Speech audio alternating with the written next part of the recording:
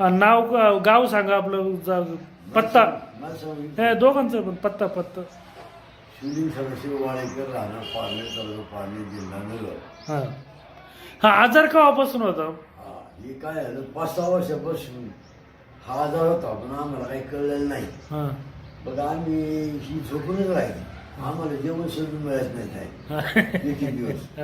मग उठलं मग म्हणायचे अरे जावं डॉक्टर, गेले डॉक्टरकडे केली तपासणी आणि साखर आहे यांना 500 गेली, त्यामुळं हे असं होतं.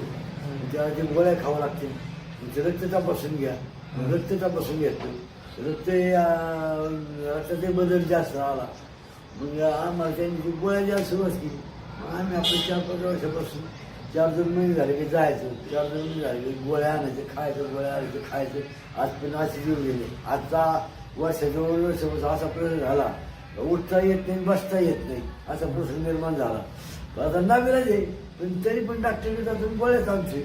मग आता योगायोगाने आम्हाला 4 दिवसापूर्वी कळलं बुवा की आशाचे डॉक्टर आहे तिथे पारनेरला, आणि ते काय म्हणते त्याला न्यूरोथेरपी करतात बुवा, तरी फरक पडतो असं कळलं आम्हाला. मग आम्ही आलो.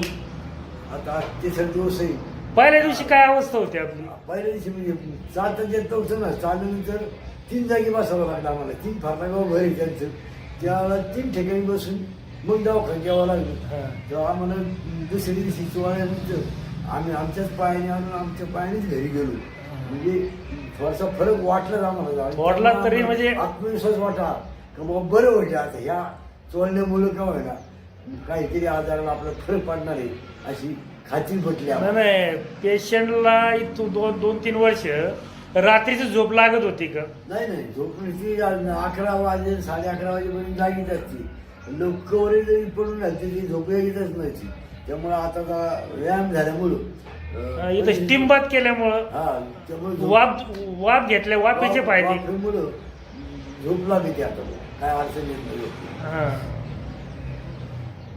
चालेल. तुम्हाला काय वाटतंय, फरक वाटतोय ना? फरक वाटतोय, व्यवस्थित आहे. व्यवस्थित आहे.